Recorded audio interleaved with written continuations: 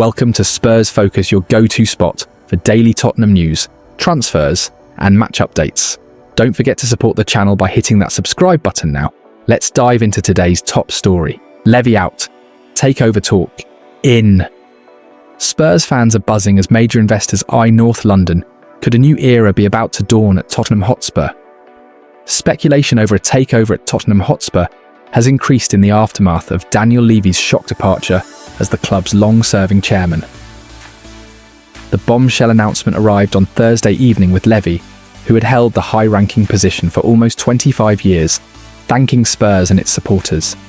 He said, "I am incredibly proud of the work I've done together with the executive team and all our employees. We have built this club into a global heavyweight competing at the highest level. More than that, we have built a community. I was lucky enough to work with some of the greatest people in this sport, from the team at Lilywhites House and Hotspur Way to all the players and managers over the years. I wish to thank all the fans that have supported me over the years. It hasn't always been an easy journey, but significant progress has been made. I will continue to support this club passionately." As Football.London understand, Levy's exit was enforced by the Lewis family, behind Spurs owners ENIC, as the final step in their reshape the structure of control in NS17.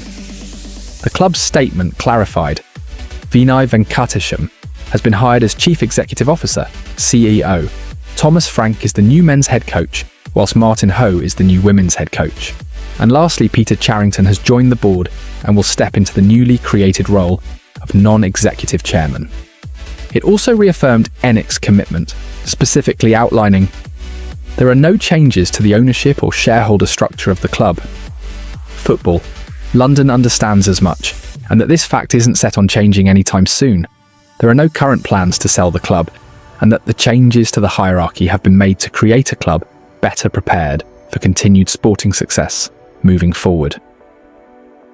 But this has done little to quell any talk of a major change above board at Spurs, especially with MSP Sports Capital's latest deal happening parallel to events in North London.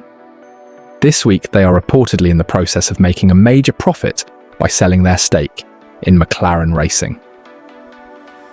In his former role, Levy had previously revealed that Spurs were seeking fresh investment, with MSP Sports Capital said to be in talks to acquire a 40% stake in the club.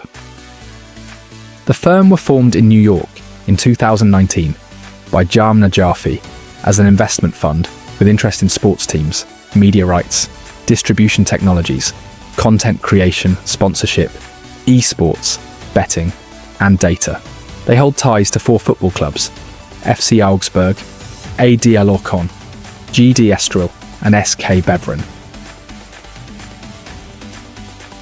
Plus, outside of football, one of their first ventures was to invest in McLaren's motorsport endeavours.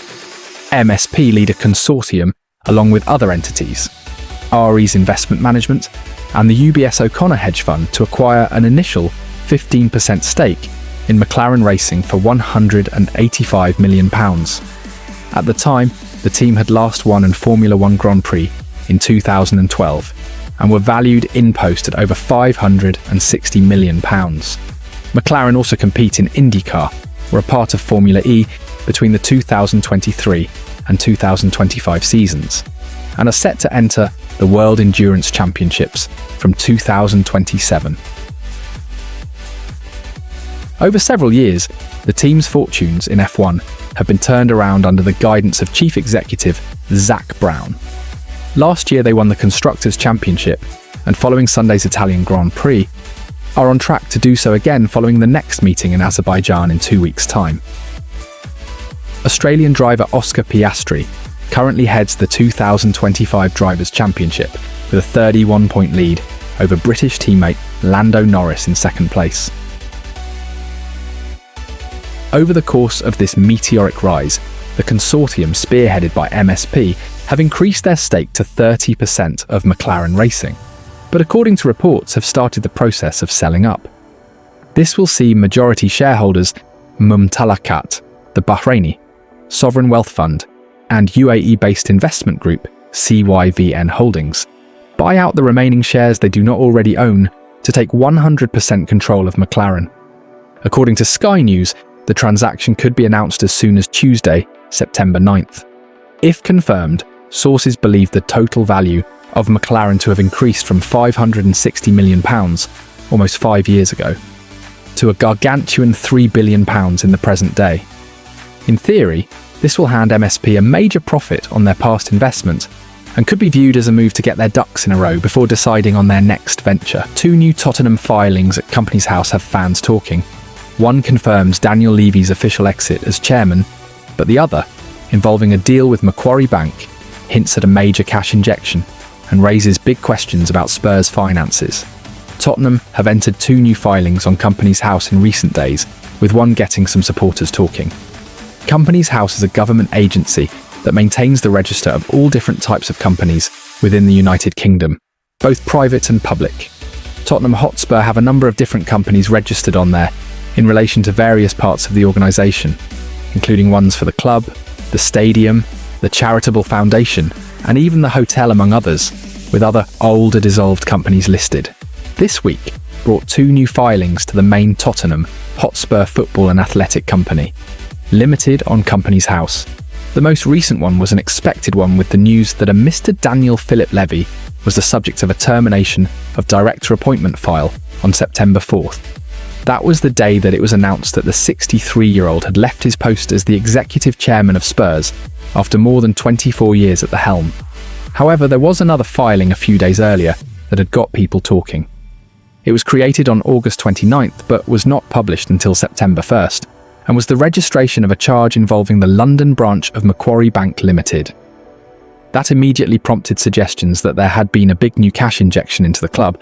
There has certainly been a cash injection, but technically it's money they already had coming, as Football.London understands that the filing involves, in technical terms, industry standard receivables factoring. In layman's terms, it's the common practice of selling outstanding invoices to a third party and to get the money up front for something that a club expects to get over a period of time. So, for instance, in many cases, football clubs have used banks like Macquarie to get their expected television revenue in advance. In this case with Spurs, while the amount is not stated, the Companies House document refers to receivables being all of the central funds due, or owing to, or which may be due or owing to, or purchased or otherwise acquired, or received by the borrower from the Premier League for the period from, and including December 2025 up to, and including May 2026, including, for the avoidance of doubt, the amounts from the merit payments funds as defined in the Premier League rules payable around May 2026, in each case together with all ancillary and security rights thereto. The document is signed at its end by Tottenham's Chief Executive Officer Vinay Venkatesham, as well as Operations and Finance Director Matthew Collicott. Australian-based Macquarie are one of a number of global investment companies that Premier League and Championship clubs have used over the years to get money from things like future TV earnings up front. Football finance expert Kieran Maguire told The Guardian back in 2020, when this had become common practice. Every time a club renew, effectively they are extending the length of the overdraft, and it means that Macquarie are entitled to the money from the next tranche of TV money from the Premier League. There's an awful lot of clubs doing this, and it makes a lot of sense. The broadcasting payments are made 3 or 4 times a year, but you've got all of the overheads going out in between, including the wage bill. I understand that a lot of banks are providing similar services, but because they are not formally registering a charge, we don't see the documentation because nothing is going through Companies House. It's a risk in the same way that if you take out a mortgage and it helps from a cash flow point of view. A bombshell at Tottenham. Daniel Levy is out after more than 2 decades as chairman. Spurs are calling it the start of a new era, but with takeover whispers and investor talks circling, fans are left asking, what comes next for the club? Tottenham's significant summer of change looks to have culminated with Daniel Levy departing as chairman. His exit was confirmed in a bombshell statement on Thursday evening, with major uncertainty surrounding what happens next. In short, it looks as though it will be business as usual for the time being, but understandably much of the focus has been on matters upstairs, with the September international break ongoing. The Lilywhites have gone into that 2-week pause following a disappointing defeat to Bournemouth, but with new marquee signing Xavi Simons unveiled ahead of the game. Spurs' ambitions have been clear this summer, with a view to making the club more competitive, an important aim. After winning the Europa League last season, this could just be the start, with Football.London taking a look at the latest takeover and investment updates. In the final section of their announcement regarding Levy's exit, Spurs made it clear the decision was all part of the club's ambition to ensure that it is set up to deliver long-term sporting success. Whether or not that will transpire remains to be seen, but the Telegraph have noted that Joe Lewis's children, Charlie and Vivian, see this as a start of a new era at the club. Levy has been criticised for how he has operated in transfer windows, but it is fair to say that when reflecting on his exit, he has transformed Tottenham in a multi-billion-pound entity, even if that was what he saw before a football club. Spurs have sought outside investment into the club over the last few years, with Levy first making that clear publicly a few years ago. To capitalise on our long-term potential, to continue to invest in the teams and undertake future capital projects, the club requires a significant increase in its equity base. Levy was quoted saying, "The board and its advisors, Rothschild and Company, are in discussions with prospective investors." However, Levy also claimed that no deals would be done without club personnel's approval, suggesting this won't be a rushed process. Any recommended investment proposal would require the support of the club's shareholders, he clarified.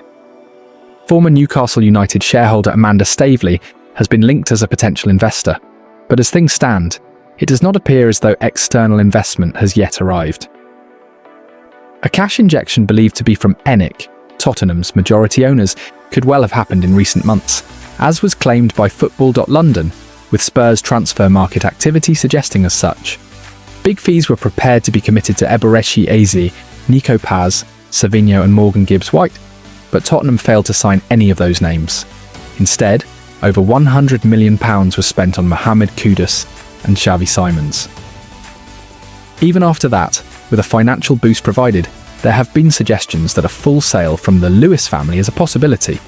However, Football.London understands they currently have no plans to sell the club, and that the changes to the hierarchy were made to create a club better prepared for sporting success moving forward.